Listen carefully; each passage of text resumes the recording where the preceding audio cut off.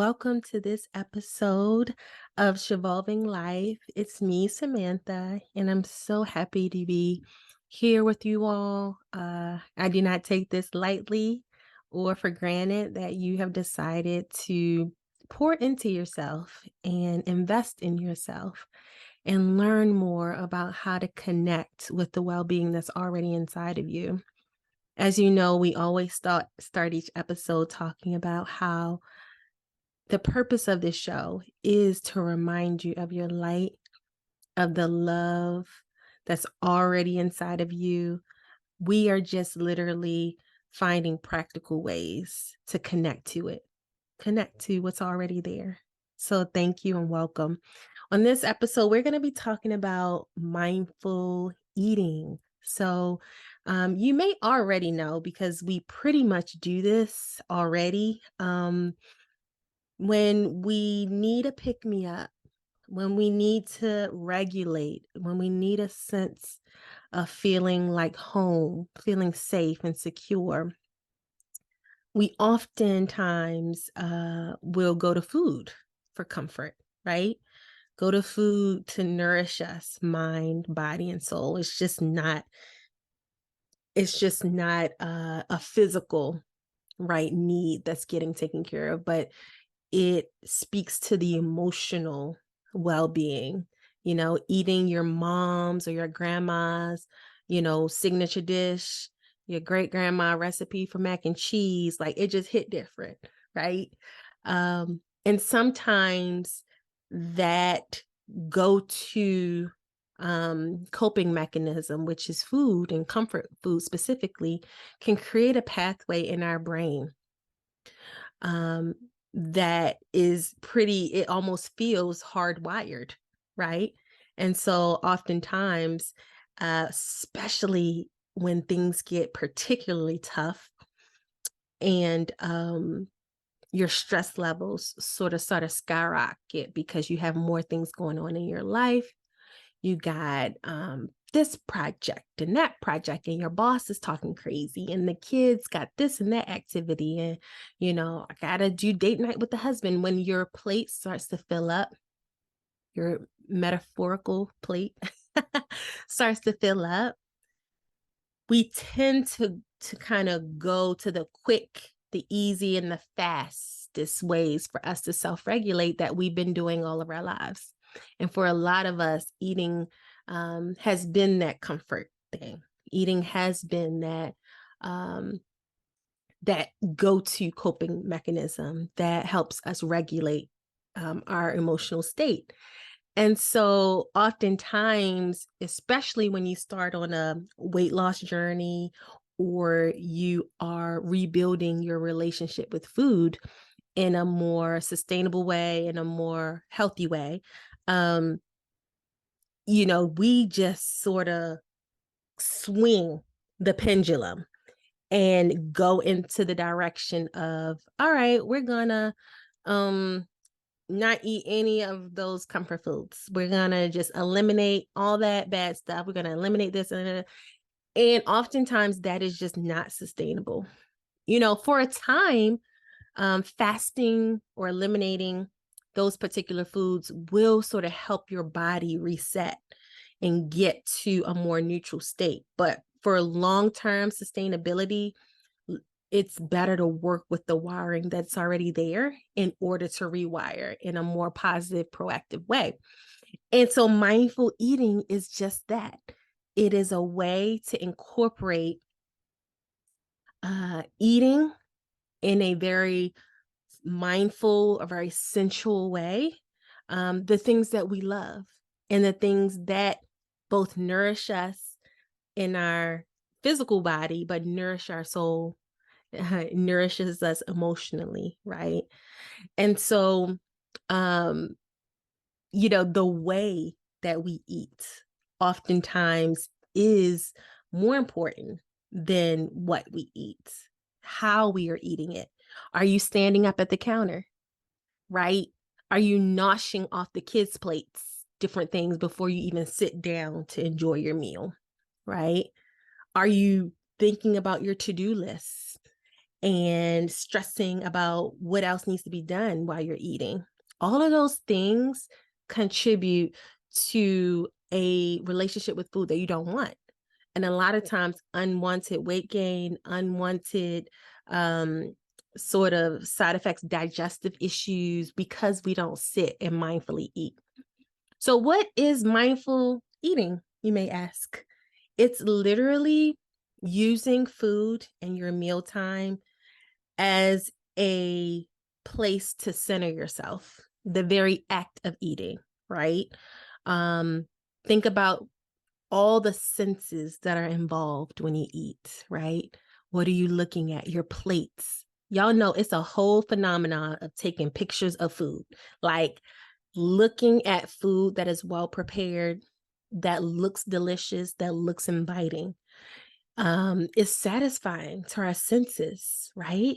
And so if we could just take a minute and sit and look at what we prepared and really let that sort of wash over us, that creates a sense of satisfaction that affects the different endorphins at work and neurotransmitters to kind of set the mood for eating, switch off that cortisol, switch off that stress, and really get us in uh, a more cohesive and aligned state, right? So we engage the eyes. Next, with mindful eating, we can engage the other senses. What does it smell like? Are you sitting and trying to enjoy the aromas that come? Are you allowing the different senses, the scents and the aromas to really start to affect you, right? Before you even take that bite, right? Look at the textures. Take your fork. I know they say, don't play with your food, right? That was something that was hardwired in us, something that we were taught very young, but really feeling the textures of your food, things that are finger foods, or even with your fork, even with your spoon, like how it lays, how it pours, how it moves. Like that is very much a part of mindful eating, right? And you may say, this is going to take a long time. It can. The important part of mindful eating is slowing it all down, but it doesn't have to add an hour to your meal time, because literally most of us like scarf down our food in like 5 minutes. Let's be real, right? So we can stretch that out. We can afford to lengthen our meal times, 15 minutes, 20 minutes, right? Oh my gosh, 20 minutes. Yeah. You can afford to lengthen your meal time out to 20 minutes. Your digestion will thank you for sure, because we eat way too fast in our culture. So the feel of the food, the mouth feel of the food is part of mindful eating, right? You take a bite and we don't even chew. We literally take one bite and it's gone. But actually taking time to sense the mouth feel in your mouth, like what it feels like, the textures in your mouth, chewing the right amount of time, right? I don't know what the preferred amount of time now. I thought I heard something about 30 chews, but I tried that one time and I literally like was chewing nothing by the time I got to 30. So I think it depends on what it is that you had. Like if it's a steak, okay, maybe 30 times. But you don't gotta chew no mashed potatoes 30 times. So whatever number feels like, okay, I have successfully like chewed this food and enjoyed it, and now I could just let it just kind of just slide down the back, right? And then of course we did look, feel, smell, touch, oh, and the taste, right? Like what does your food taste like? The chewing will help, right? It'll help you kind of discover all those like little subtleties, ooh, that spice. Ooh, is that a new type of seasoning taste? What is going on? What elements, what notes are singing to me as I taste this food? And so that is the basis of mindful eating. It is an experience where you are putting your full attention to what you are doing. That's the basis of all mindfulness, really. Um, and the great and awesome thing about mindful eating is it is a complete mind body system regulator, because the mindfulness and bringing your attention to what you're doing right here, the gift of the present moment, it turns off that thinking, that ruminating, that all that. I'm supposed to be here. Like, you are bringing your attention here, right now. And you're training yourself. You're training your mind to obey you versus your mind taking your attention wherever it wants to go. So it is a mind activity and it's a body activity, right? You are giving your body honor and space by chewing slowly, enjoying your food, letting the grace, the prayer and the grace that we normally say before our food, like, you can embody that when you mindfully eat, because you are honoring this food, taking the time, paying attention, like connecting with food on a deeper level. That is an embodiment of grace. So I hope that you guys really sort of take time. And guess what? You don't have to do this with every meal, right? Like, I'm all about, let's do practical steps, things that work in our life, things that are real, right? But cumulatively, they change and transform us. So if you just need to mindfully drink your coffee in the morning, do that. If you just need to mindfully do your desserts, do that. For sure, do that. Because I'm all about the dessert life. And so mindfully eating your dessert, you're going to eat less of it. For those of us who are sort of want to make sure that we don't overindulge, but we enjoy the proper proportions. But by mindfully eating that dessert, you are in effect really developing a better relationship with your dessert. I talked about drinking your coffee, mindfully eating meals, mindfully doing dessert. So anywhere a snack, I'm going to do mindful snacks. That's going to be my mindful moment. Like, anywhere where you can get this in, you are building your capacity for to self-regulate. Okay, this mindfulness is one of the main keys of self-regulation. Okay, it's so easy. It's such a readily accessible and available practice for you. So, imagine you're at work, right? Got a project that's really stressing you out. You're feeling the grind, you're feeling that pressure. That's a perfect opportunity to get up, take a break, go to the break room, make yourself a cup of water or some tea, right?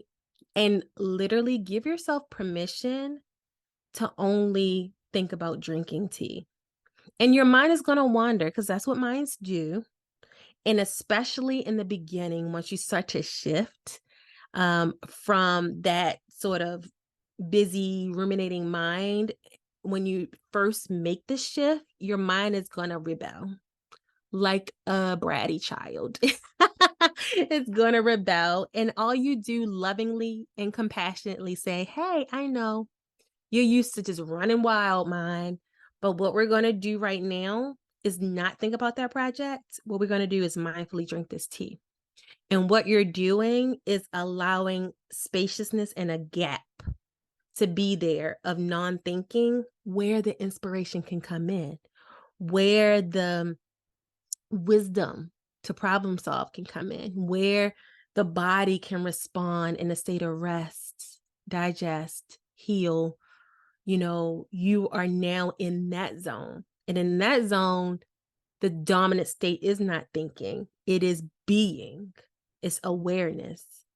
And from there springs all kinds of creative energy, right? Like so many scientists of you know, I'm thinking Einstein and other brilliant scholars, they wrote about and they talked about the importance of non-thinking time to spur on some of their most inspired revelations, right? But we've lost that in our current culture. We don't make space for that. And mindful eating is such a practice that can help bring us back to regularly getting engaged with that gap, getting engaged with that inspiration, helping us become resilient to all the burnout and all the overthinking and all the over processing that goes on, really helping us get back in touch with our soul and our hearts, right? So hopefully from today's episode, you will take the opportunity next time you have a meal, next time you have a snacky snack, the next time you get up for a break and get a drink, think about doing it mindfully. Think about engaging your senses and bringing your attention to exactly right where you are. All right. So as always, I like to end each episode with a little practice. So wherever you are, just allow yourself to relax your body into the seat and scan your body, starting with your feet, noticing any tension, any tightness, any tingles, any aches, and just allow them to be. Gradually move up to your legs with gratitude for helping you walk around this earth and being there for you. Move up to your legs, your hips, and your seat, allowing yourself to be supported by your seat. Let your muscles go. Notice any tension, any tight spots, any clenching. Relax. It's okay. Give yourself permission to sink deeper into your seat. Allow the chair to support your back wherever you are. As you move up your back and your neck, relax your jaws. Notice any tension there, any tight spots, any aches. Oh, relax your cheeks. Relax the muscles around your eyes. Go all the way up to your crown.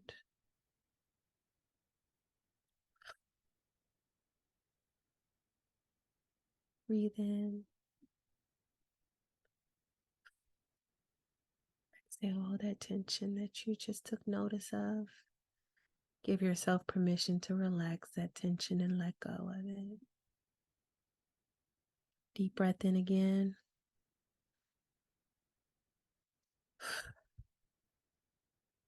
And exhale. Remind yourself that you are loved, accepted, just as you are.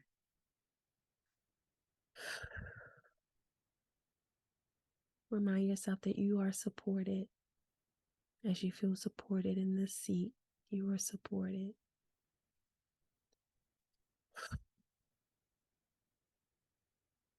Remind yourself that you're safe and secure where you are. You don't have to have your guards up right now. You don't have to put on your gloves to fight the world. It's okay to be vulnerable and soft right now.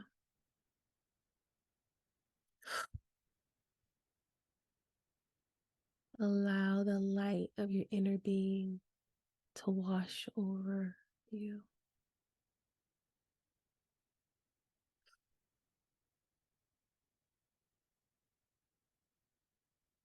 Connect to that light of your inner being With each exhale, let it glow and grow.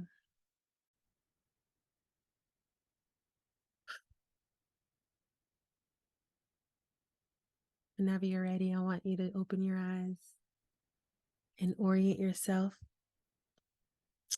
to your present state where you're sitting. Look around, move your body, feel the energy.